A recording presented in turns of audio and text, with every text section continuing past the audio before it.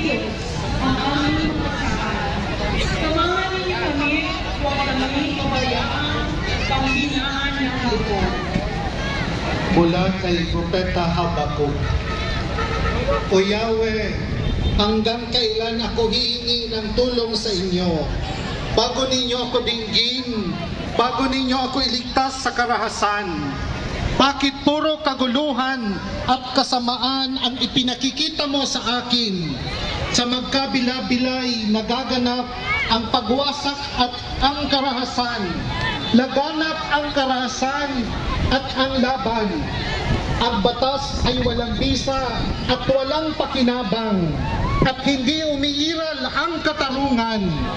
Sa husgado ay laging natatalo ng masasama ang walang kasalanan, kaya't nababaluktot ang katarungan. Kaya aming Diyos, dinggin nyo ang panaghoy at galit ng mamamayan. Huwag ninyong hayaang magtagumpay ang mga tiwali. Huwag nyo silang bigyan ng kapanatagan habang sila'y nagpaplano ng panlilinlang, habang sila'y nagdiriwang ng kanilang pagnanakaw. Huwag nyo silang gawaran ng kapayapaan habang sila'y ay nagmamalaki. At sa pag-aastan sila ay nagtatagumpay dahil kinakampihan ng batas. Huwag ninyong hayaan na kami ay sumuko at panghinaan. Tipunin ninyo ang aming lakas, isip at diwang mapagpalaban. Kayo ang aming tunay at walang kaparang Korte Suprema, pagkat ang aming pag-asa ay nakasandik sa katotohanan at katarungan. Sa ngalan ng pag-ibig, pag-asa at pananampalataya. Tuloy sa larawan ng bayan, kasama namin ng Diyos, hindi na tayo kababayaan.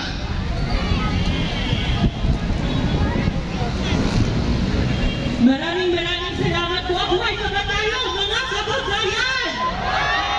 Buhay na buhay sa kabila ng lakas ng ulan ang People's State of the Nation Address. Bago po ang lahat, magpapakilala po muna ang ating mga tagapagpadaloy ngayong araw. Ayan, maganda at maulan na hapon sa ating lahat. Ako po si Cian Guevara mula sa Computer Professionals Union. Mula naman sa Bahagari at Makabayan, ako po si Reyna Valores Salinas. Ayan, sa panahon to na medyo maulan, walang lugar ang pananahimik, ang pagkawalang bahala at pagkakanya-kanya. Kailangan nating magkaisa ng higit sa dati, manindigan at makipaglaban. Lagpas na sa kalahatan ang termino ni Marcos Jr. Ilalahat na naman niya sa ikaapat ng zona ang larawan ng isang Pilipinas na maunlad kuno.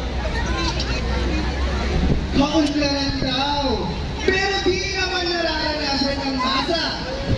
Di tayo magpapaloko, hindi tayo magpapabudol.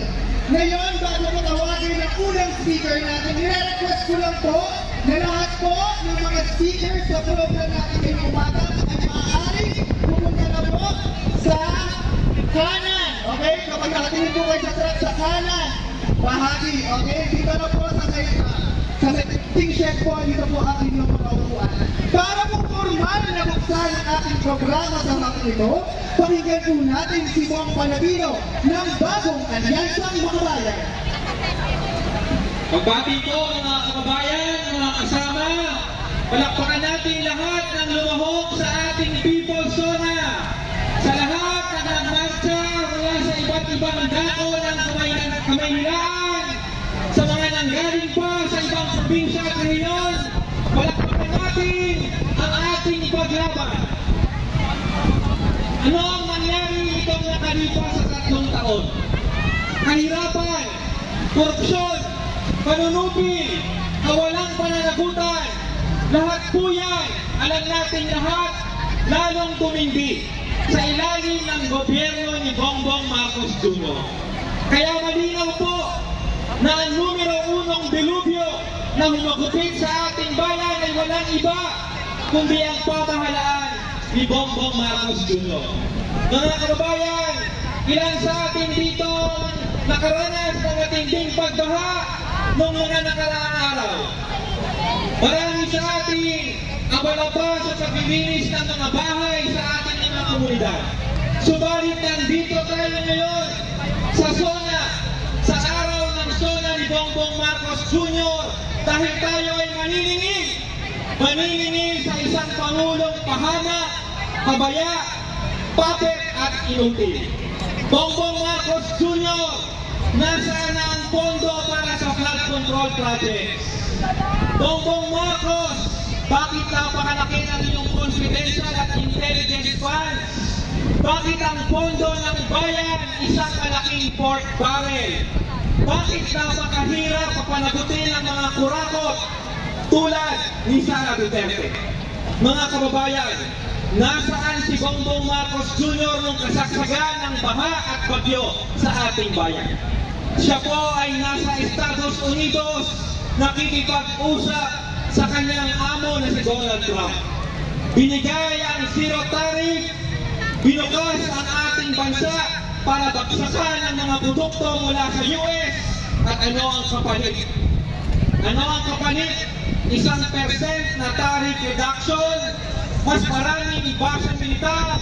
Sa madaling salita, binenta ni Bongbong Marcos Jr. ang ating soberenya at patrimonya.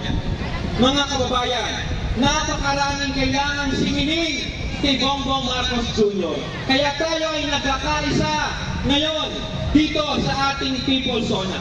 Kaya makinig po tayo sa ating programa. Pakinggan natin ang pahayag ng iba't ibang sektor at alamin natin ang tunay na kalagayan ng ating bayan. Dahil yan ang katotohanan at hindi ang kasinungalingan ni Bongbong Marcos Jr. mamaya. Kaya mga kababayan, kahit ibinasura na ng Supreme Court itong impeachment ni Sara Duterte, titigil ba tayo sa ating paglaban? Mga kababayan, maghanda tayo sa mas marami pang laban. Bukas tayo ay pupunta ng Senado, ipapanawagan natin na i-impeach si Sara Duterte. Tuloy ang laban para panagutin ang mga kurakot. Tuloy ang laban para pabagsakin ang isang bulok na sistema. At higit sa lahat, tuloy ang laban para sa tunay na pagbabago sa ating bayan. Mabuhay ang People's Zona! Mabuhay ang paglaban ng mamamayang Pilipino! Mga kasama at kababayan, wala nang paligoy-ligoy pa. Unahin na natin ang dapat unahin. Ang impeachment trial ni Inday Sara Duterte. Pero na may tanong ako. Anyari! At ano naman ang mangyayari sa iba pang mga kulat sa pamahalaan? Tuloy-tuloy lang ba ang culture of impunity? Siyempre, hindi tayo